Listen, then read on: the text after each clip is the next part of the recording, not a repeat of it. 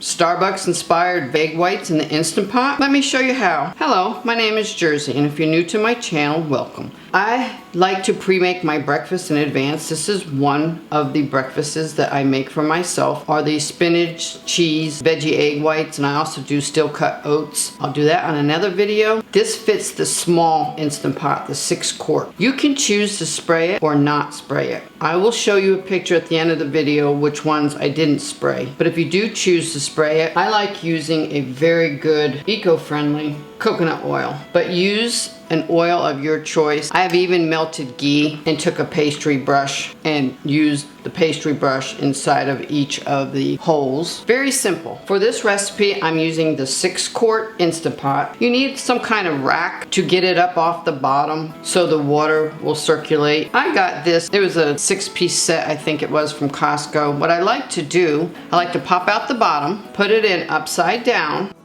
and put the rack on top of it. I'm gonna add 1 cup of water. This water is hot because it's from my instant water on demand. So if you use cold tap water, it may take a little bit longer. I'm going to spray this mold. And then I just like to take my finger and make sure everything is sealed. Place it in there. Now I do all my filling while it's in the Instant Pot. It is not plugged in yet. This is how I do everything usually. And I don't measure, but I wanted to be able to give you the exact measurements that I do. So I went ahead and made another batch where I measured, and now I have all the measurements for you. Either crack eggs or use any choice of egg whites that you like. This is one that I use often. It's really good. I get it at Publix. So in order to fill the molds about 3/4 of the way, because they will rise, you want to shake your egg whites really well. And for this size mold, 3/4 of egg whites is fine.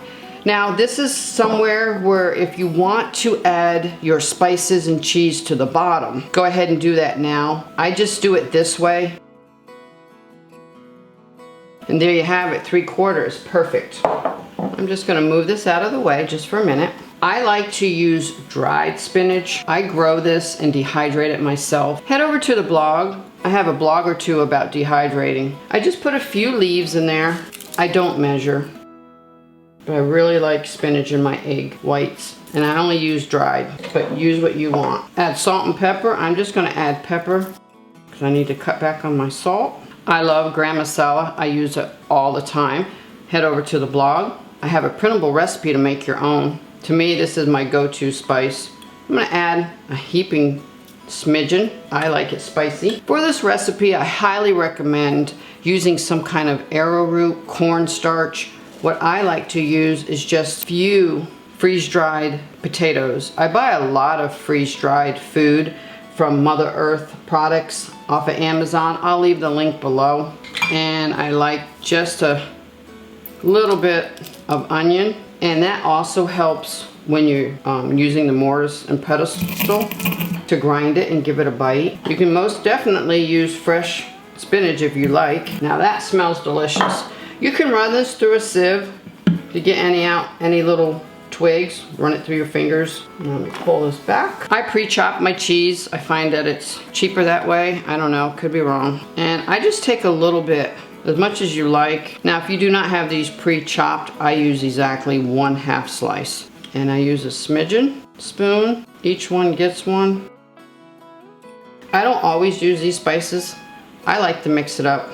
Now, I really, really like feta cheese with peppers. That's my go-to, is the feta cheese. You don't have to, but you can give it a stir. This is so convenient.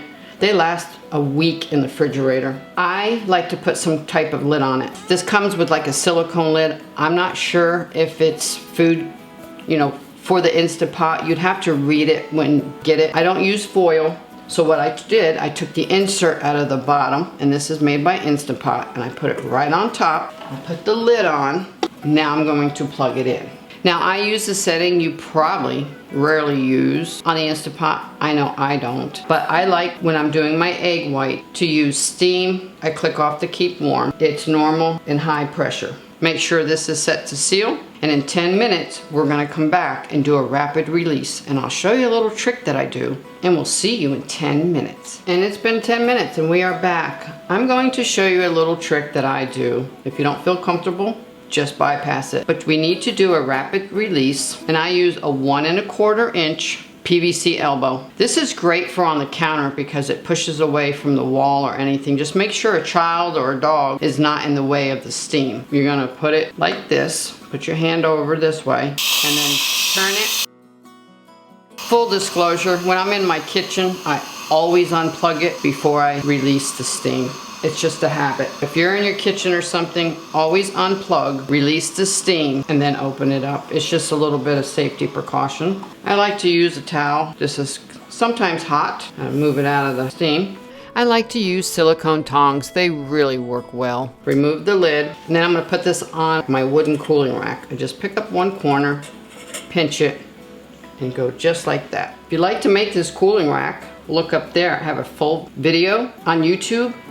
And at the blog, you can print the cutout sheet. You can make this with and without power tools. I have a larger one and a smaller one. I'm going to cover this and let it sit for 10 minutes. With these extra spices, I'm not gonna throw them away. I'm gonna use them next week. And I like to store them in my UV jars. So I'll just put my spices in here. Now I won't have to grind my spices next time. I do not make the same recipe. I always change it up. Here is dried jalapenos from my garden. A mixed variety of hot peppers, more hot peppers, bell peppers, and I like to grind them and just sprinkle a little bit in there. It gives it a little bite. I like hot and spicy food.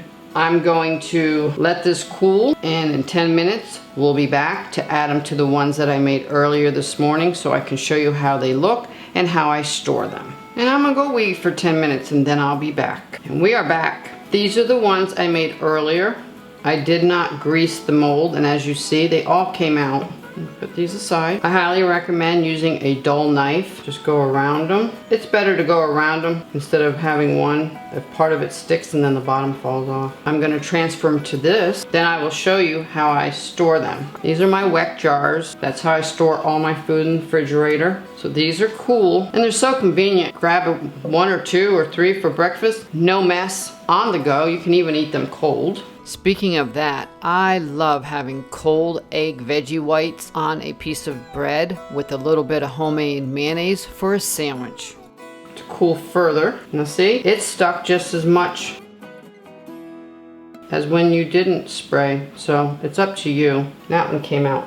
Oh, that one stuck a little bit too. I'll usually put the uglies, I call them, in a pile and eat them right away. I usually don't spray mine, and I did both of them this morning to see how I liked it and to be able to show you with and without a spray. And I did not, I had maybe that much left over in my mold when I did not spray it. So I don't know, either I didn't spray it enough, didn't spray it well enough, I don't know. I usually don't spray it. And I will cover this with a towel.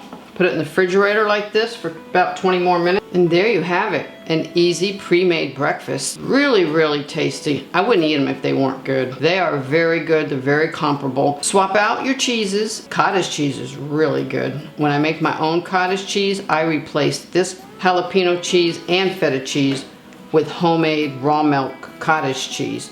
That's a game changer. Change out your spices, change out your peppers, add fresh if you like fresh.